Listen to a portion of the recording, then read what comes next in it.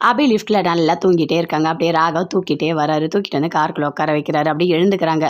ஐயோ, நான் தூங்கிட்டேனா, எப்போங்க லிஃப்ட்டு ரெடி ஆயிடுச்சு அப்படின்னு சொல்லிட்டு கேட்குறாங்க.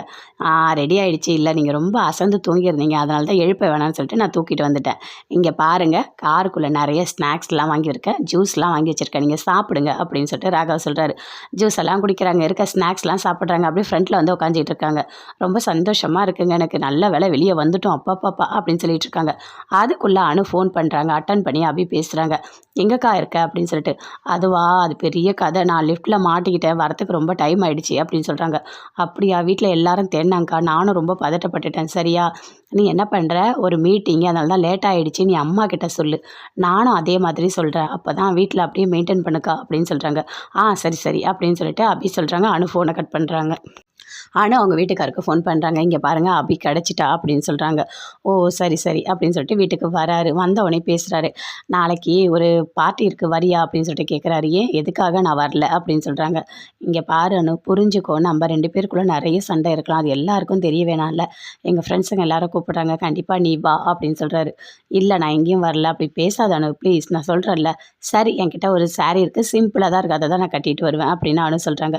இல்லை, உனக்கு சாரீ வேணா நான் வாங்கி தரட்டுமா அப்படின்னு கேட்குறாரு. இல்லை எனக்கு வேண்டாம், நான் இருக்கிறதே கட்டிட்டு வரேன் அப்படின்னு சொல்லிட்டு போயிட்டு ரெடி ஆகுறாங்க. சாரி கட்டிட்டு அப்படியே வெளியே வந்துட்டு மறுபடியும் உள்ளே போகிறாங்க. அதை பார்த்த உடனே பயங்கரமாக சந்தோஷப்படுறாரு அனுவோட வீட்டுக்காரு. அப்படியே பார்க்குறாரு, அணுவோடு சேர்ந்து டான்ஸ்லாம் ஆடுற மாதிரி அப்படி நினச்சி பார்க்குறாரு. அப்படியே அணுவை தூக்குற மாதிரி அவ்வளோ சந்தோஷமாக நினச்சி பார்த்துட்டு அப்படியே கீழே விழுந்து கிடக்கிறாரு. அங்கேருந்து அணு வராங்க பாத்ரூம்லேருந்து. என்ன நடக்குது இங்கே, ஏன் நீ இப்படி கீழே விழுந்து கிடக்குறீங்க அப்படின்னு சொல்லிட்டு கேட்குறாங்க. அதுவா, ஒன்றும் இல்லை சும்மா தான் அப்படின்னு சொல்லிட்டு அப்படி எழுந்துக்கிறாரு. சரி, இல்லை இந்த சாரீ உனக்கு சூப்பராக இருக்குது அப்படின்னு சொல்கிறாரு. அப்படியா, நான் போய் வேறு சாரீ கட்டிட்டு வரேன் அப்படின்னு சொல்லிட்டு அங்கேருந்து போகிறாங்க. ஐயோ, என் வாயை வச்சுட்டு சும்மாவே இருக்க மாட்டேன், ஏதாவது ஒன்று சொல்லிடுறேன் அப்படின்னு சொல்கிறாரு. சரி, நம்ம 2 பேரும் சேர்ந்து போகலான்னு சொல்கிறாங்க. ஆனால் அங்கேருந்து வராங்க. பாட்டி எல்லாருமே இருக்காங்க. இங்கே பாருமா, அபிக்கு அந்த மாப்பிள்ளை பார்த்துருக்கோம்ல, அதை நம்ம பார்க்கலாம் அப்படின்னு சொல்கிறாங்க. அதை கேட்டோன்னே பயங்கரமாக கோவம் வருது. அப்படியே பார்க்குறாங்க அஞ்சலியோட சித்தி. ஆமாம், இப்போ அது எதுக்கு இதெல்லாம் அப்படின்னு சொல்லிட்டு இருக்காங்க, நீ எதுக்காக இதெல்லாம் பேசிகிட்டு இருக்க, நாங்கள் என்ன பண்ணுறோமோ அதை கரெக்டாக தான் பண்ணுறோம் அப்படின்னு பாட்டி சொல்லிட்டு இருக்காங்க. சரி அப்படின்னு சொல்லிட்டு அனு சொல்லிட்டு இருக்காங்க. அப்போ அவங்க ஹஸ்பண்ட் சொல்கிறாரு, எனக்கு பிஸ்னஸ் எல்லாம் நல்லா போயிட்டுருக்கு, இது எல்லாத்துக்குமே காரணமே அனு அந்த நேரம் தான் அப்படின்னு சொல்கிறாரு. அதை கேட்டோன்னே அனு ரொம்ப சந்தோஷப்படுறாங்க. எல்லாருமே அங்கேருந்து போகிறாங்க. அஞ்சலி உட்காந்துட்ருக்காங்க, அவங்க சித்தி 2 பேருமே இருக்காங்க. என்கிட்ட முன்ன மாதிரி கிருஷ்ணா எதுவுமே பேசுகிறதே இல்லை அப்படின்னு சொல்கிறாங்க. ஆமாம், இவன் எப்போ எங்கே சுற்றுறானோ யாருக்கு தெரியும், இவளையும் சேர்த்து விட்டுருவான் போல இருக்கே அப்படின்னு சொல்லிட்டு அப்படியே அவங்க சித்தி யோசிச்சுட்ருக்காங்க. எனக்கு ரொம்ப கஷ்டமாக இருக்குது. சரி சரி பேசுவோம், அதெல்லாம் ஒன்றும் இல்லை அப்படின்னு சொல்லிகிட்டே இருக்காங்க. அங்கேருந்து அஞ்சலி அப்படியே எழுந்து நடந்தே வராங்க. வரும்போது அப்படியே மயக்கடிச்சு கீழே விழறாங்க.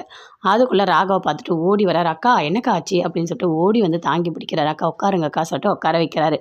உட்கார வச்சோன்னா டாக்டருக்கு இன்ஃபார்ம் பண்ணுறாங்க. டாக்டர் வராங்க, வந்துட்டு செக் பண்ணுறாங்க. நீங்கள் இது வரைக்கும் நினச்ச எல்லாமே நடந்துடுச்சு அப்படின்னு சொல்கிறாங்க. அதை கேட்டோன்னே எல்லாருமே பார்க்குறாங்க, எதுவுமே பேசவே இல்லை நீங்கள் நினச்ச மாதிரி அஞ்சலி மாசமாக இருக்காங்க அப்படின்னு சொல்கிறாங்க. அதை கேட்டோன்னே அவ்வளோ சந்தோஷப்படுறாங்க எல்லாருமே. அஞ்சலி வீட்டில் இருக்க பாட்டி எல்லாருமே, ராகவ் எல்லாருமே பயங்கரமாக சந்தோஷப்படுறாங்க. அபி எல்லாருமே அவ்வளோ சந்தோஷப்படுறாங்க அஞ்சலியை நினச்சி.